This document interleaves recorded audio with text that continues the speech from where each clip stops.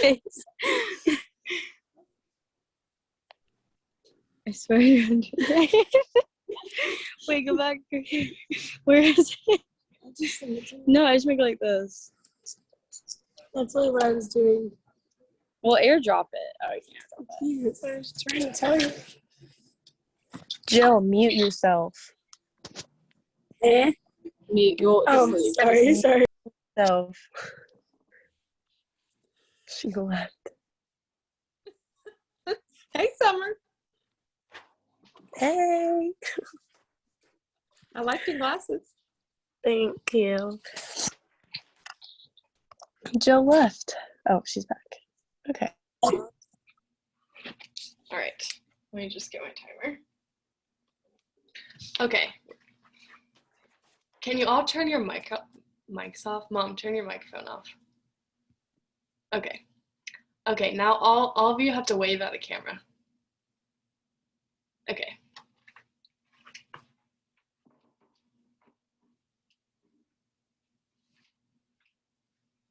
Okay.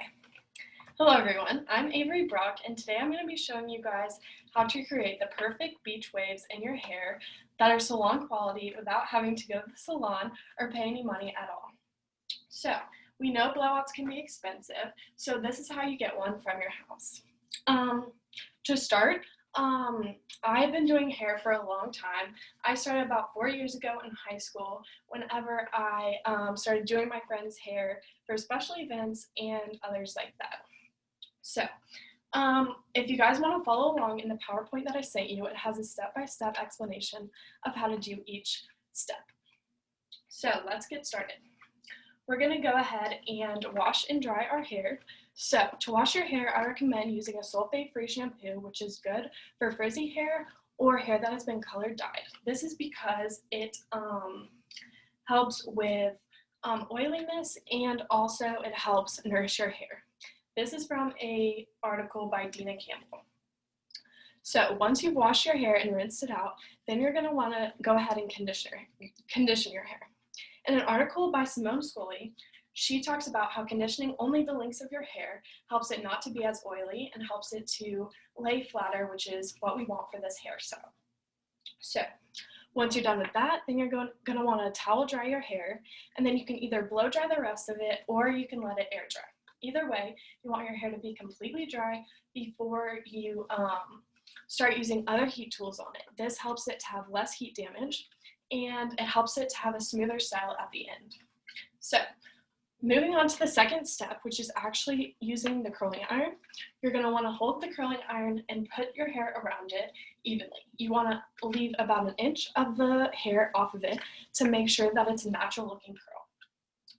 Moving on to the next step, you're going to want to go ahead and leave the hair on the curling wand for about 10 to 20 seconds. You don't want it to get too hot because it can burn your hair, but keeping that in mind, you want to make sure that the curl is on there for long enough that it will stay. Once you're done with that, you can pull the curl off the curling iron and spray it with a little bit of hairspray. This helps because when it's cooling, the curl can fall out, but you want to make sure that it stays. So you want to put a little bit of hairspray on it to make sure it stays. After that, then you can go ahead and do your whole head. So doing your whole head is pretty easy. All you have to do is use the same step all the way around. This is pretty easy. So once you're done with that, then you can finish your style by putting a last hairspray on it, and then you're done. So once you're done with that, then you can style it however you want. You can use any part, you can throw it up in a ponytail, it looks good anyway. Now, that is the end of my presentation. So do any of you guys have questions? How do you ensure that the curls are uniform and even? To do that, you want to make sure that around the curling wand that the curls are evenly spaced out and leaving off the same amount of hair in each section. Anybody else? Is sectioning off your hair a good idea? That's really up to you. I usually don't section off my hair just because I like to see what my hair looks like down and all together to make sure it looks good together. But that's up to you. Sectioning off your hair can make it easier when doing it, because it can help with knowing which pieces you've already done. Anyone else?